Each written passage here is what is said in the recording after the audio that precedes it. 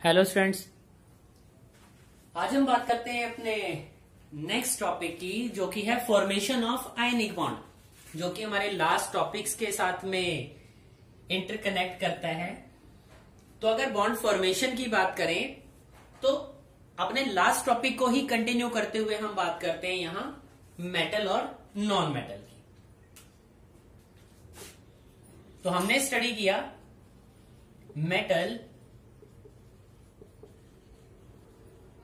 has the tendency to lose the electron and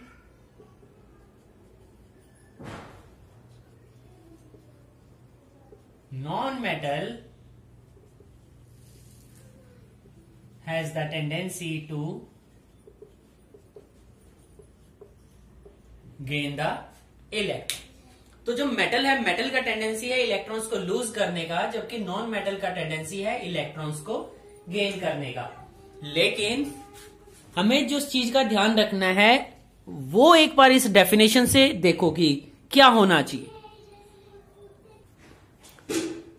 तो ionic bond के लिए ये दोनों ही कंडीशंस बहुत ज्यादा इंपॉर्टेंट है, लेकिन इसके साथ हमने एक चीज और ध्यान रखनी है कि जब मेटल लूज करेगा इलेक्ट्रॉन तो वो कैटायन के अंदर कन्वर्ट हो जाएगा। ठीक है,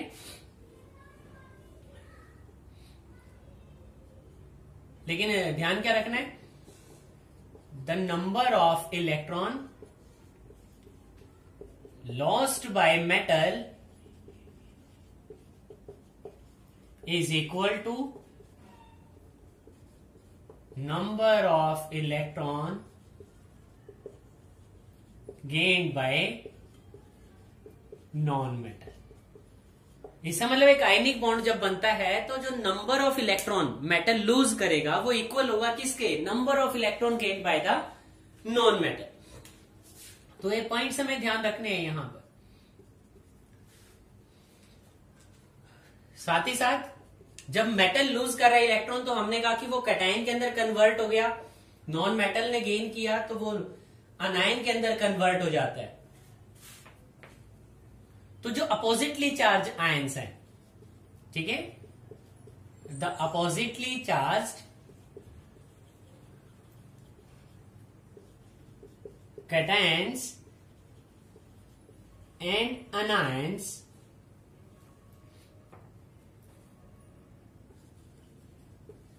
come closer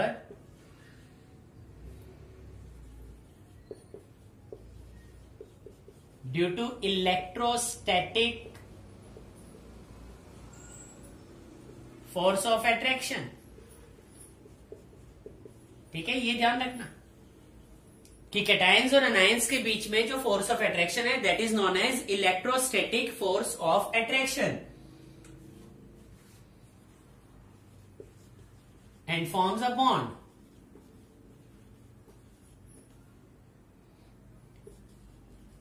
known as ionic bond or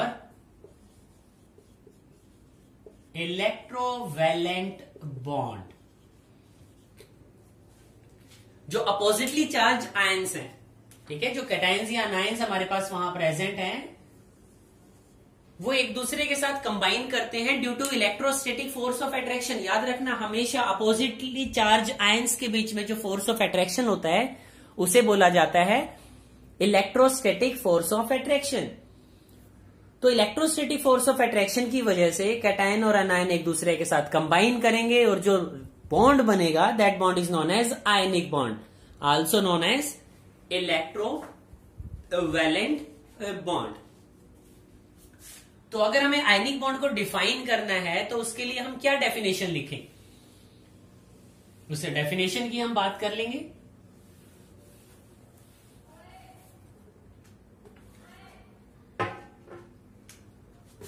so what is a ionic bond?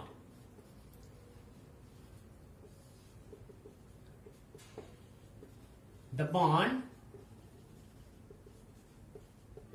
Which is formed the bond which is formed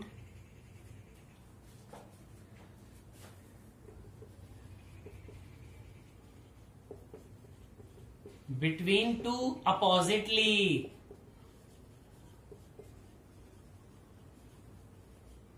charged ions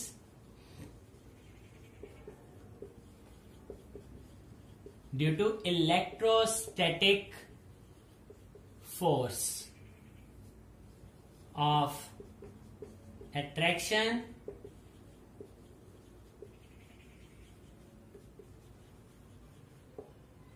between them. ठीक है, तो आयनिक बॉन्ड क्या है? The bond which is formed between two oppositely charge ions due to electrostatic force of attraction between them. उनके बीच में electrostatic force of attraction की वजह से जो बॉन्ड बना, उसके लिए हमने यूज किया आयनिक बॉन्ड. ठीक है, उसी को आयनिक बॉन्ड कहा गया. एग्जाम्पल हम ले लेते हैं, और एग्जाम्पल हमने यहां पर चूज किया सोडियम क्लोराइड का.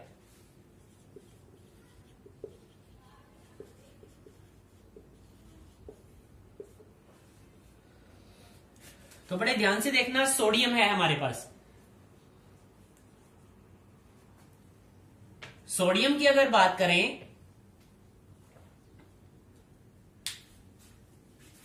तो सोडियम को हम लिख सकते हैं according to Lewis representation. Lewis representation क्या है? सोडियम के लास्ट शेल में जो नंबर ऑफ इलेक्ट्रॉन है दैट इज 1. तो या तो इस तरह से हम लिखें, और it can be written as Na.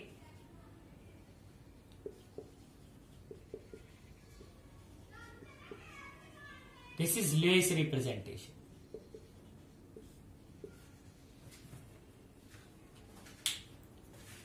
Lewis representation क्या होता है? जब हम किसी एटम के अराउंड उसके वैलेंस इलेक्ट्रॉन को जब लिख दें. ठीक है, जैसे हमने यहां सोडियम के साथ एक डॉट यहां पर हमने लगाई, इसका मतलब वो उसका वैलेंस इलेक्ट्रॉन है. सोडियम के लास्ट शेल में 1 इलेक्ट्रॉन प्रेजेंट है, तो ये जो डॉट है ये इसी चीज को रिप्रेजेंट करता है कि सोडियम के लास्ट शेल में नंबर ऑफ इलेक्ट्रॉन्स 1 है. ऐसे ही हम बात कर सकते हैं Cl के लिए 2, 8, 7. तो क्लोरीन के लास्ट शेल में 7 इलेक्ट्रॉन है, तो इसको लिखने के लिए इसका जो लुईस रिप्रेजेंटेशन होगा वो इस तरह से होगा 2, 4, 6 एंड 7. ठीक है, क्योंकि आयनिक बॉन्ड से पहले हमने ऑलरेडी इस टॉपिक को किया कि what are the Lewis representation. एक छोटा सा टॉपिक था, लेकिन उसको समझना ज्यादा जरूरी था हमारे लिए कि लुईस रिप्रेजेंटेशन क्या होती है. तो इस तरह से हम यहां पर रिप्रेजेंटेशन देते हैं. उसके बाद अगर हमें बॉन्ड फॉर्मेशन यहां पर शो करना है तो हम इस तरह से दिखाएंगे. And in the last shell, sodium has 1 electron. For the Cl, in the last shell, the number of electrons are 7. So sodium will give it 1 electron to Cl. ठीक है, सोडियम अपना क्या करेगा? 1 इलेक्ट्रॉन Cl को दे देगा. तो ऐसा करने से सोडियम कन्वर्ट हो जाता है Na पॉजिटिव में,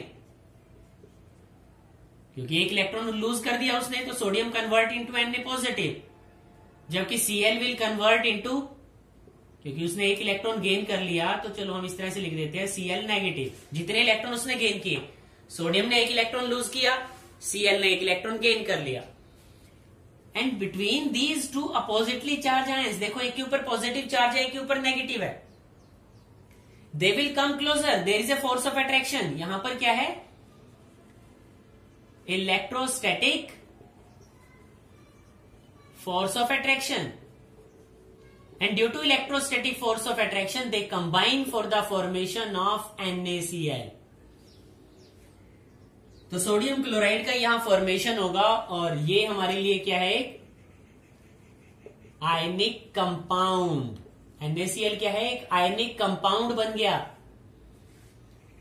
और जो बॉन्ड प्रेजेंट है between the Na and the Cl, that bond is known as ionic bond. ठीक है, उस बॉन्ड को आयनिक बॉन्ड कहा जाएगा. तो इसी तरह से हम आयनिक बॉन्ड के, आयनिक कंपाउंड्स के कुछ और एग्जांपल्स को स्टडी करेंगे, कुछ और प्रॉपर्टीज की बात करेंगे, फिजिकल प्रॉपर्टीज की हम बात करेंगे आयनिक कंपाउंड्स के लिए। लेकिन आज की वीडियो में बस इतना ही। बड़ी अच्छी तरह से इसको देखना, कुछ और एग्जांपल्स के साथ हम नेक्स्ट वीडियो में आएंगे ताकि आयनिक बॉन्ड में किसी टाइप का कोई प्रॉब्लम ना हो। Okay students, thank you.